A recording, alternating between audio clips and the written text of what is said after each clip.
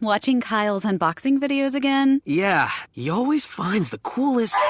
No way! A robot dog? Gotta ask where he got it. Or use your Samsung Galaxy S24 Ultra. Just draw a circle around the dog on your screen, and it shows you where to buy it right in the app. Whoa, I just learned a new trick. And that for once, I beat Kyle to the next big thing. Circle it, find it with the new Galaxy S24 Ultra and circle the search with Google. Get yours now at Samsung.com. Internet connection required. Results may vary based on visuals.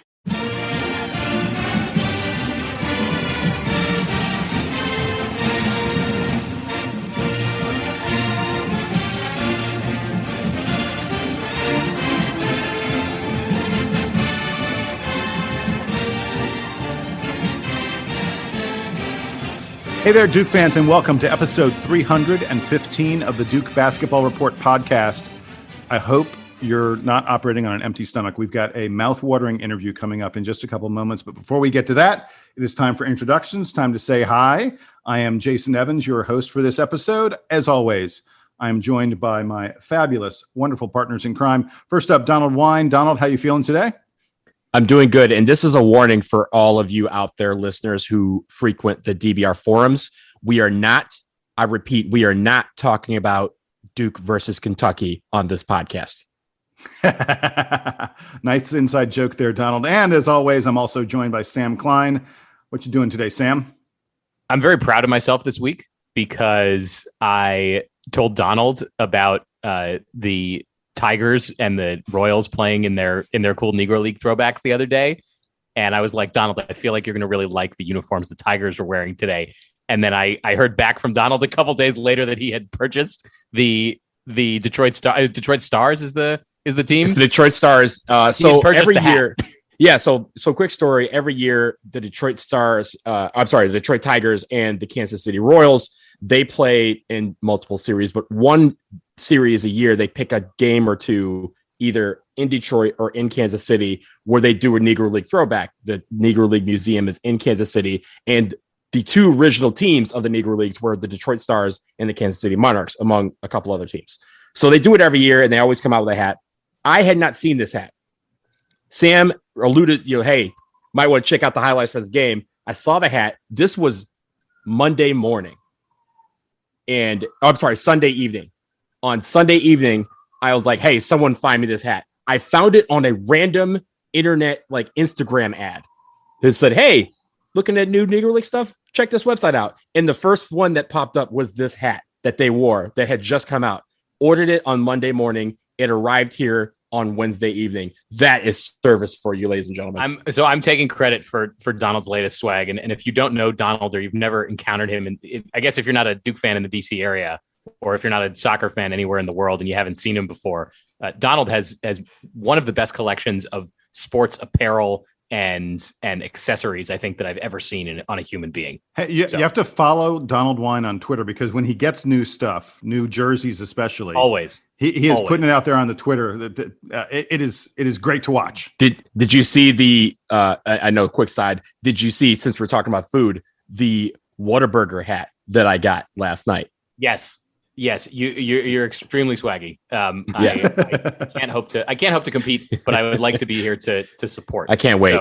So I'm very proud of myself on that front, and I can't wait to share this interview that we just did, talking about food and Duke basketball. Yeah. So let's get to the main content for this episode of the DBR podcast. Folks, if you are listening to Return to Glory, my series on the 2001 Duke Blue Devils, you heard just this past week that Shane Battier talked a little bit about Ted Wheeler Barbecue, Ted Wheeler Catering. This is the company that Shane says fed them throughout the entire 2001 season. And after Shane said that, I was like, you know what? I should reach out to this guy. I should see who this Ted Wheeler person is. So I contacted Ted. He is now retired. But I found out that he was the go-to caterer for Duke Athletics for 30 plus years. And this gentleman has some real fun stories to tell all of us. So here's the interview we did just moments ago with Ted Wheeler, the official caterer of the Duke Blue Devils.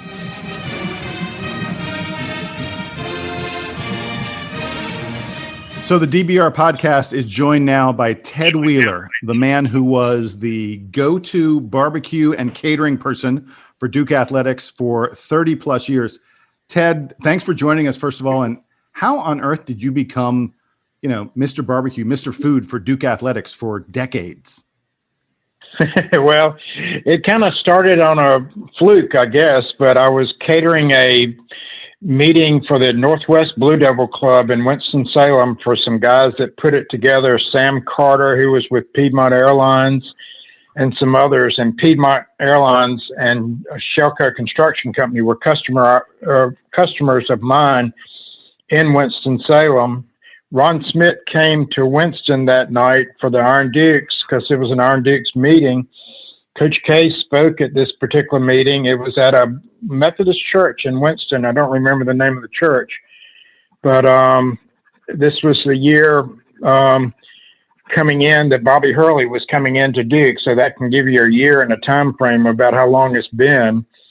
Ron had met me, and we were out cooking food, chicken, fish, and things like that on the street and bringing it inside and setting up a buffet. And Ron came to me afterwards and said, would you come to Duke and cater for us? Because at the time, their caterers were retiring.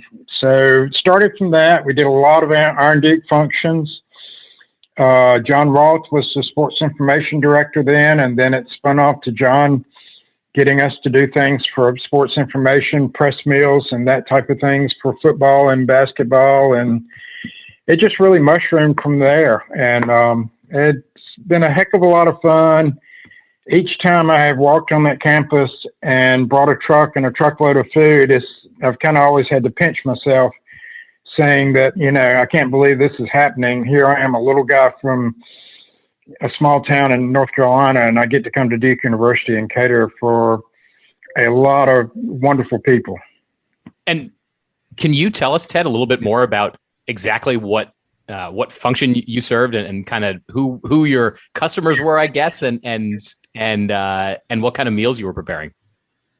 Well, our customers were, a lot of it starting out, like I said, was Iron Dukes. It was doing meals for them, receptions and that type of thing before they come to ball games and that type of situation. Then it kind of spun off to doing press meals for John Roth for the media, for basketball games and football games. They didn't do much for them on other sports. And then it got into sports and stuff. The coaches got to meet me when we would do press meals in Cameron, which was in what was the old Hall of Fame building, which is now, I think, called the media room. I invited everybody to come. I mean, we may come to serve 30 media people, but we may end up serving 60 people total because we served 25 or 30 staff, and I got an opportunity to meet everybody. It was always an open door policy type thing. Come get some. It was called Ted Food is what it was called. It was kind of a nickname, I think. And it was always, let's go get some Ted food. And so it just blossomed from there.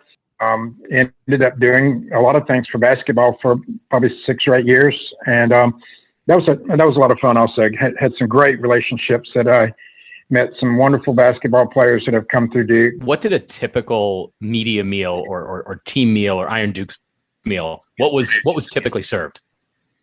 Oh, typically there was always some kind of chicken. You got to have some kind of chicken, usually fried. I'm very well known for fried chicken, but we would do, and because we would cook it on site, we would bring cookers and those types of things and cook it on site. But it was always maybe some type of chicken, maybe another type of meat, 2 or 3 sides, a salad, perhaps, cookies, brownies. They love those. And we always had iced tea and lemonade and those types of things to drink. And it was nothing elaborate. It was nothing china and fun silverware or anything like that. We did cater the basketball banquet a couple of times, which was a tough undertaking. That was a tough event to cater because it's not really a kitchen in Cameron where you can work at, or at the time there wasn't. So I hate doing podcasts while I'm hungry. And of course, we're doing a podcast about barbecue. So my question to you is, what is your favorite barbecue? What is the one that you're like, if you eat Ted food, this is what you should have? Oh, really? Oh, let's see. Well, I love fried chicken. That's number one. And I like barbecue pork.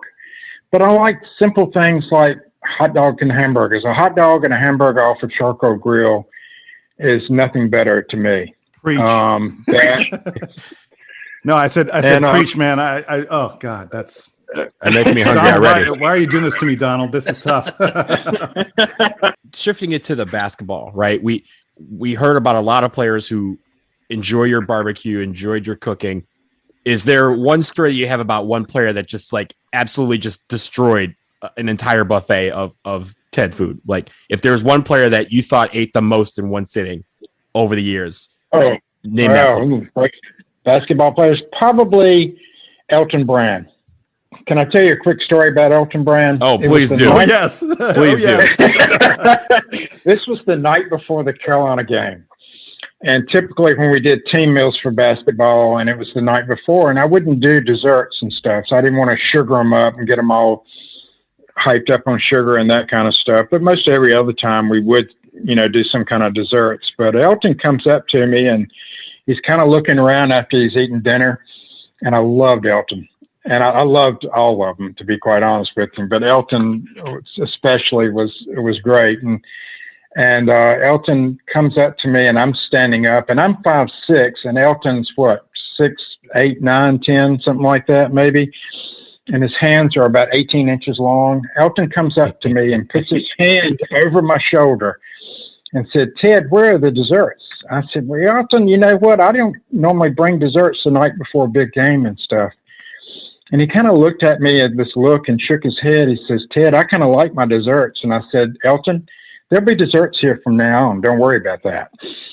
And it was just a funny moment. You had to kind of be in the moment to understand it. But he was great. But he could pack away some food, and actually all of them could. And, it was amazing. But they burned up so many calories, and they came in there after a shower, right after practice. So they were usually pretty hungry. Sometimes they were very hungry, and a lot of times we'd always have takeout boxes, and most of the times they would eat and take out something with them to take home with them also.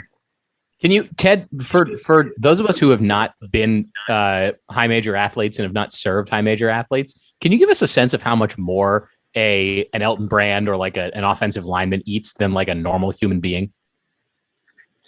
You fix twice as much food. Like so Elton Brand eats 2 meals for every meal that I eat. Yeah, absolutely. That's back in those days. I'm sure not now, but back in those days, I'm sure he did and stuff. I mean, it was really funny. One time, Christian Leitner, and Christian had already graduated when I started doing these meals, and but Christian came in. He was practicing in the gym while he was playing pro ball and stuff, and I said, "Christian, help yourself to something to eat if you want." And he says, No, I just don't eat a whole lot anymore and stuff like that. So it's funny how after they move on, they don't eat quite as much, but it was great. I mean, it was really good, but it's usually typically you fix twice as much food for them. If I was serving 25 basketball players on the team, including managers and staff and coaches and stuff, I would fix enough food for 50 people. So Ted, Shane Battier, the reason we're talking to you is that Shane told me when I was chatting with him that Ted Wheeler barbecue was a staple for the 2001 team. Did Coach K ever say to you, "Hey, this is a really important meal, like we've got an important recruit coming," or something like that? I was never told that this was an important meal or this recruit is real important to us to get it in, to sign them or something like that, to get them to like Duke. There were recruits that came in from time to time when we were doing meals and doing team meals that were visiting Duke at the time. But there was never a time that Coach K or Jerry Brown, who is Coach K's administrative assistant, would call and say, "Ted, this has got to be really first class this time," and stuff like that. Never had that put to me. And nobody ever told me what to fix when either. That was what was very interesting. They trusted me, and what I always tried to do was I always tried to fix foods for these kids, and they were kids to me, but for fix food for these players that their mom would fix for them at home.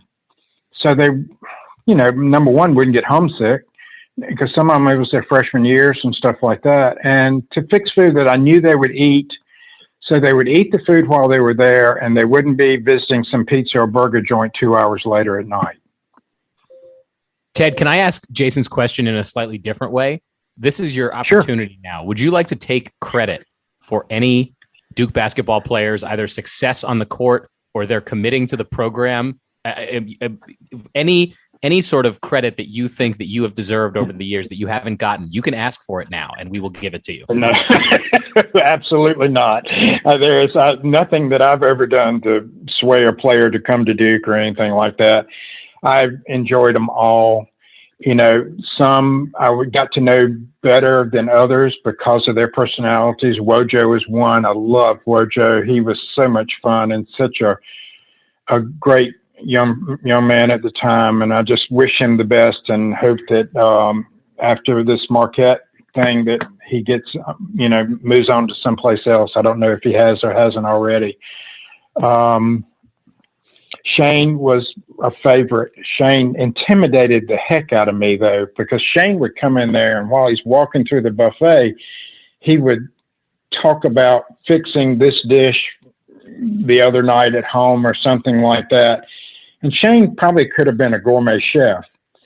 Coach K said one day that Shane could be president of the United States, and I agree with that too.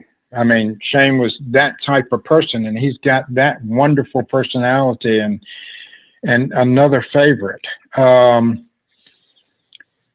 There's been so many. Grant Hill and Cherokee Parks were graduating the year that I started doing these things. And I want to tell you a quick story, if you don't mind me telling this, but they're sitting there talking. Grant, Coach K, and Cherokee, they probably sat in there 45 minutes or an hour after everybody had left one night, eating and talking, and I was always invited in the room and never asked to leave or anything like that. Nobody, Coach K never excluded me from anything, and anything that was ever said in there was always kept private also.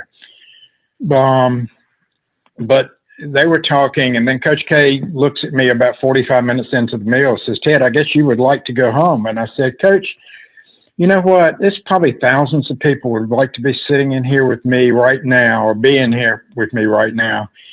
And they don't get to do that, but I get to do that. And the good thing about all this is over with, and after it's over with, I get to send you a bill for it afterwards. So it's not a bad deal." Hey, Ted, that's a great Coach K story. We usually ask folks their favorite Coach K story. Is that your favorite? Do you have any others? My favorite Coach K story probably is this, and it wasn't anything that he and I interacted together in, but when I first started doing these things the first couple of years, in the middle of the summer, which I didn't do any Duke basketball camps or anything like that, so I didn't see the basketball team or anything like that. But one day I walk into my post office in my mailbox, and I pull out a big envelope. And there's a shirt in there, a Duke basketball shirt, and a handwritten note from Coach K, and says, "Really miss not seeing you during the summertime," something along those lines from Coach K. I still have it somewhere.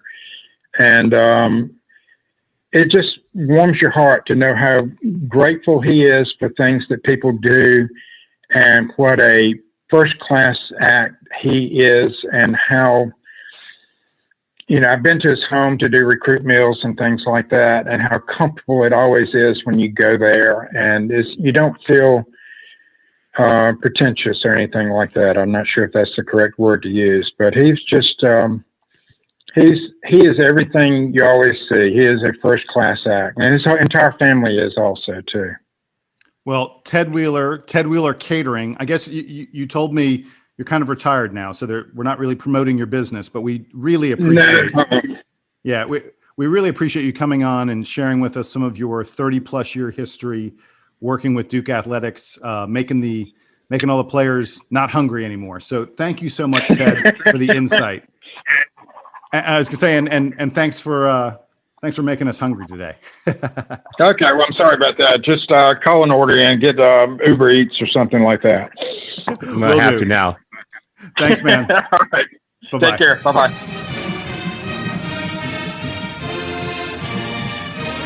So once again, thanks to Ted for joining us, for letting us peeling back the curtain, so to speak, on what it was the Duke Blue Devils were eating throughout the 30 years from the mid 80s until, just a few years ago when he retired. But wow, there was some, first of all, I'm incredibly hungry, but there were some just really, really fun stories in there. Elton Brand.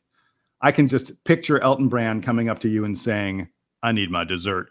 I wish we had like a betting pool or something before we asked that question about who the hungriest. I know, right? Alas, I really enjoyed his affinity for fried chicken, because I also have an affinity for fried chicken. So I feel like Ted and I just really have a lot in common. For me, and this is a nice story that I think Sam will appreciate, as a lot of people, though Sam was involved with the football team. I also worked for the football team when I was in school. And my first away trip that we had to get on a plane for was the game that we played at Tennessee, at Neyland Stadium. So we get on the plane, and beforehand, my boss was like, hey, we'll serve you a little snack on the plane. So, don't really eat anything, but we're going to serve you a snack. And I get on the plane and I sit down, and they all have little snacks in the little areas where they have the magazines normally on flight, right? So I pull up the bag and I go, oh, this is our snack. They go, yeah, it's cheeseburgers. I was like, oh, cool, awesome. I open my bag and there are 4 cheeseburgers in there. And I'm like, is this for the whole row, or is this? They're like, no, that's your snack, and then we're going to feed us when we get off the plane. I'm like, who eats all this food? Meanwhile, at the front of the plane, all the football players are like bartering, like, yo, hey, you're a kicker. You don't need 4 cheeseburgers. Let me get your cheeseburger. And they were all just kind of bartering, using the cheeseburgers barter for other things that they may have had at the training table and stuff. The food that athletes get, it does. I don't think Ted was able to really do it justice. Like, I'm a big dude, and guys will eat 3-4 times as much as I do. And I eat a lot of food. The year and a half that I spent working for the football team was probably the worst year and a half for my personal consumption, not just in college, but throughout my, like, the amount of food that gets served to the football players is just because they have to, right? Some of these kids, they're 19 years old and they weigh 300 pounds and they need that weight to stay on, and they're exercising all the time. So they have to eat like crazy. I had the same experience as you, Donald. I specifically remember that we, before the games, would get served like a box of, it would have like fried chicken and a burger in it and some sides. And then after the game, I'd get a big box of Chick-fil-A. And like, normally when I go to Chick-fil-A, I get like a 3 or 4 piece strips meal, like just like one of the normal like combo meals. A normal meal. Yeah. At a Chick-fil-A that they would give me like a sandwich and some nuggets and some fries. And that was like just the post-game sort of thing that I had to eat. And I was like, I don't even want, like, I love eating. I can't even eat all this because this is too much food. So when Ted Wheeler says that he had to make a lot of food for not a lot of people, I absolutely believe him. That was so much fun to reminisce. And we probably had a lot of Ted Wheeler food over the years. As I'm thinking about it, I must have encountered him because he was still around when I was in school. So he must have catered some of these dinners that I had with the football team. Well, that is our job here on the DBR podcast, to pull back the curtain and let people know about the little things that you wouldn't otherwise find out about the Blue Devils. I will say, Jason, athletics. Yeah. Real quickly, I know they say, usually when you go to the supermarket to buy food, they say the general rule of thumb is never go to a supermarket hungry. Never do a podcast hungry, ladies and gentlemen, especially when that podcast is on food. No, this was a terrible idea. Yes. I could use some fried chicken right now and some pulled pork. I know what's lunch. And oh God, this is not working for me. So we're going to take a quick break, ladies and gentlemen. We're probably going to go fill up our stomachs. When we come back from the break, we're going to be talking about a disturbing trend that is impacting high school hoops and could impact college hoops in a very, very significant way. That story in just a moment.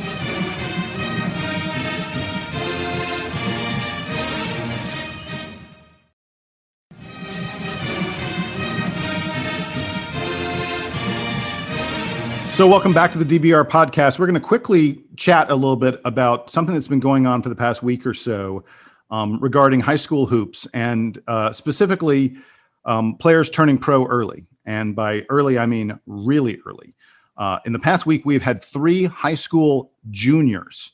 That's right, you heard me. Juniors who went ahead and committed to either the G League or Overtime Elite. The G League, we've already known about this. This is something that's been going on now for more than a year. And the G League they've taken a couple players out of the class of 21. And now they've taken a player out of the class of 22, a junior named Scoot Henderson, who's a super quick point guard who's going to play in the G League for 2 years before he enters the NBA. But in addition to that, there's this league called Overtime Elite that is backed by some very rich people, including Jeff Bezos of Amazon. I think Drake is involved with this. And Overtime Elite has signed a pair of brothers who I call them juniors. They're actually technically sophomores. These guys are, I think they're both 15 years old. They're in the class of 2023, Matt and Ryan Booley, who are going to be paid $1 million each to play for the Overtime Elite team for 2 years before they presumably go, I don't know, to the G League team or to the NBA or something like that. It is clear that the trend of money trickling down from the upper reaches of the NBA is making its way down into the high school ranks in a pretty significant kind of way.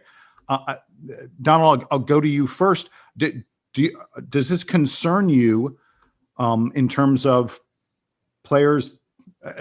Is this a competition for college? I guess that's my question. Is this going to change the college game as we lose more and more players to these potential pro leagues?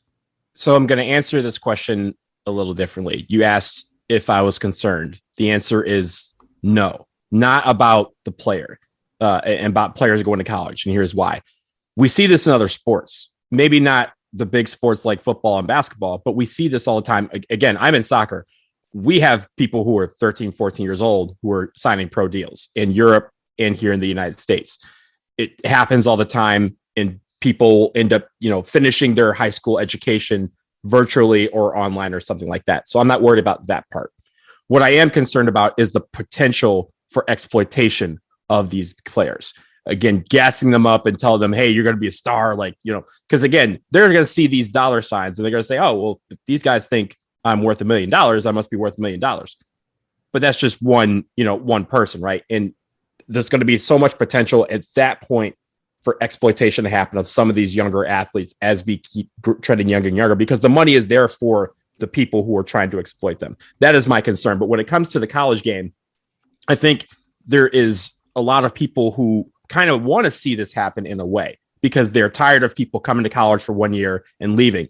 If all of those players end up going pro in some form, whether it be via this elite team or through the G League, then the players who are coming to college theoretically could be coming to college to stay longer and become part of the college experience that we all had. So there's some good and bad in it. And I don't think it's going to change the college game because some people still look at college as the pinnacle of exposure.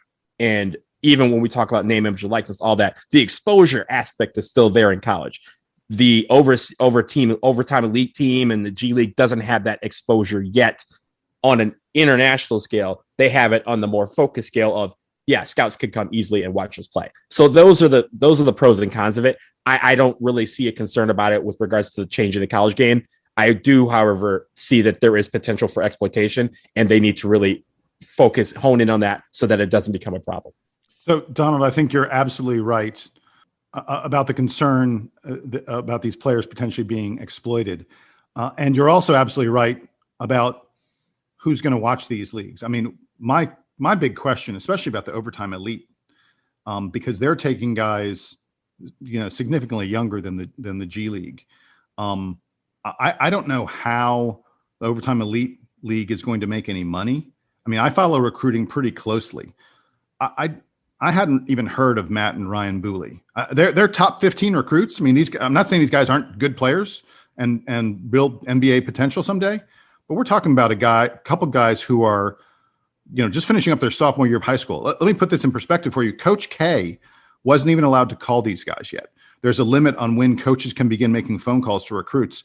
It is June 1st, prior to their junior season of high school. Coach K wasn't allowed to talk to these guys yet, but Overtime Elite was, and Overtime Elite called them and made them an offer and brought these guys into their program.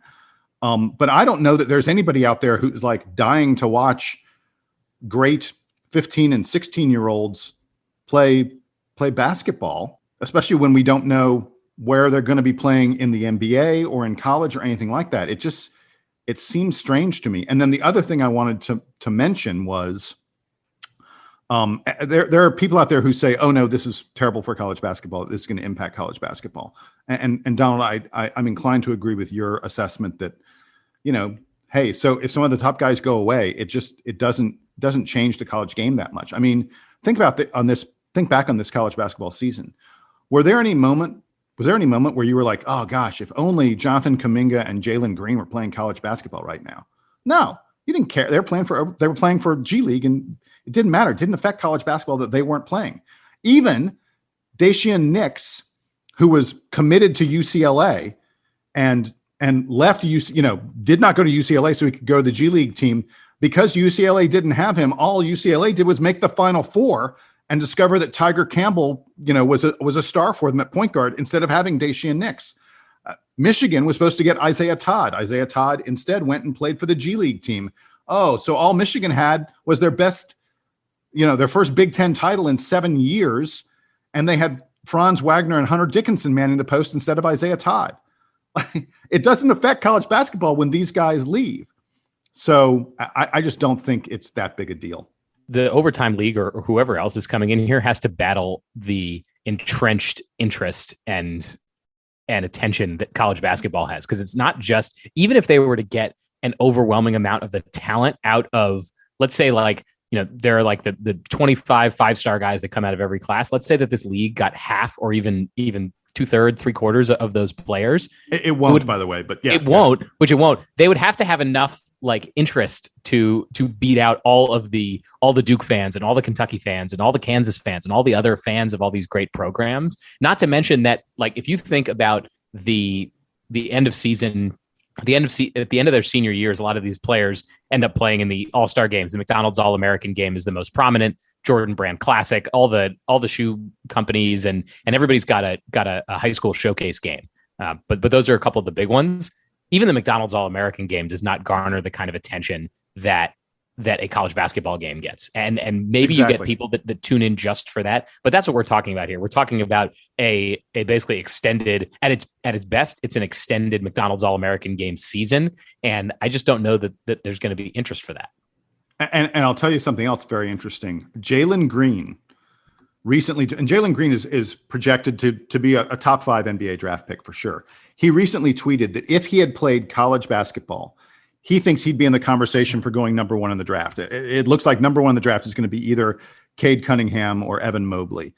And Jalen Green's right in that next group alongside like Jalen Suggs. And so Jalen Green said, if I'd played college ball, I'd be in the conversation for going number 1 in the draft. Hey, Jalen, no one prevented you from playing college ball. You didn't play college ball because you chose to take a different path. And hey, supposedly he got, close to $500,000 for doing it. Great. More power to him. That's fabulous. But I want to point something out. If playing in the G League for one season cost Jalen Green even one spot in the NBA draft, because he's a guy looking at the top. If rather than going, let's say second, he goes third. If rather than going first, he goes third or something like that. If you look at what the NBA pays those very, very top draft picks, he cost himself money.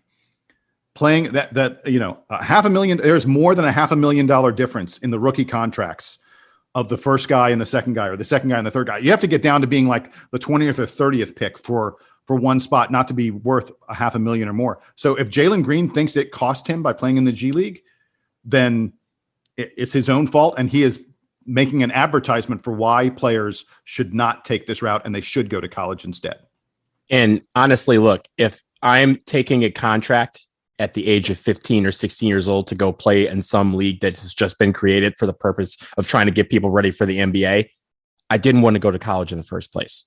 And so most college fans would tell you, you don't want them on your team if you're not trying to, like, especially for Duke fans, we're like, hey, even the guys who come one and done, we encourage them to unpack their bags, quote unquote, and get involved and partake in the college experience for however long that you choose to be there. But if they're choosing to go pro at 16, it's because they didn't want to have that college experience. And that's fine. That's a path that they can take. That's a path that other athletes and other sports takes. But we also can't come back and then say, oh, well, I should have gone to college. If I got to college, I would have had more money. It's all about the choices in life we take. If you choose to go this route, yeah, you may get some money here. You may lose some in the back end.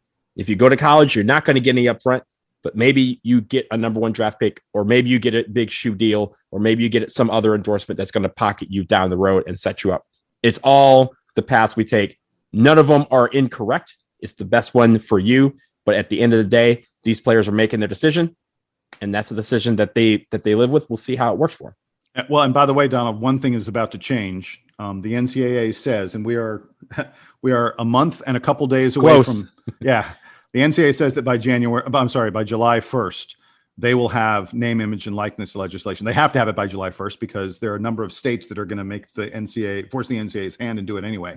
So those guys who go to college will be able to make money off their name, image, and likeness, and other stuff related to that. There is not a lot of time between now and that date. So they need to have like how the selection committee, like for the last 2 weeks of the regular season, just kind of meets every single day. It's sequestered in the hotel. Yeah, exactly. They need a selection committee.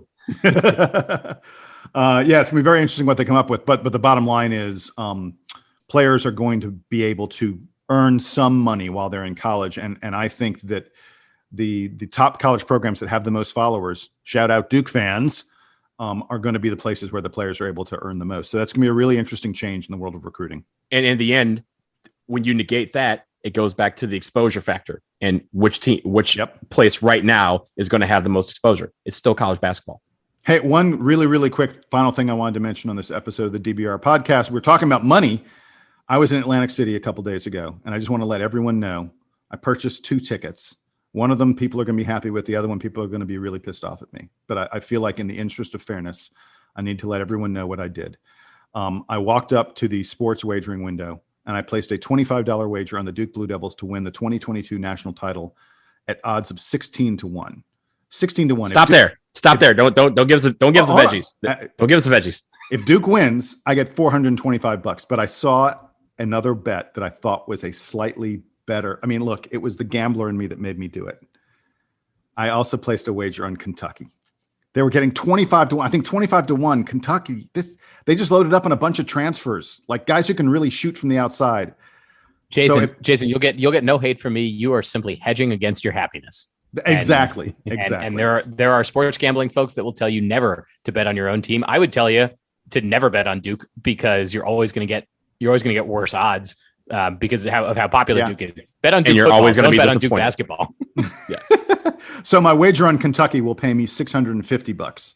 I was intrigued by. I looked at they had 25-1 on Alabama. And I thought about it for a minute, but then I went, there's just no way that Alabama is winning the college basketball national title. So I did not put my money there. Jason Baylor just won the basketball national championship. Yeah, but Baylor's been good in basketball for longer than Alabama has. I'm just saying. Hey, I could be wrong. I'll be kicking myself if we're here in April talking about Alabama winning a title. I'm like, God, I could have won $650. Hey, honestly, at this point now, all I gotta do is walk a mile down the street to Capital One Arena, where the first pro sports book in an arena opened yesterday. I didn't go yesterday because apparently it was a madhouse, but one of these days I will go down and open an account and I can do little things like, bet against Maryland or bet on Patrick Ewing and how many times he says, step back one-legged. What kind of shot is that? I could do that now. It'll be fun. The world is changing, but we are still here. We are not changing. For Sam and Donald, I am Jason. We want to thank you for joining us here on episode 315 of the Duke Basketball Report podcast. Lots more stuff coming your way in coming days, but for now, we are signing off. We say, Duke Band, play us out and take us home.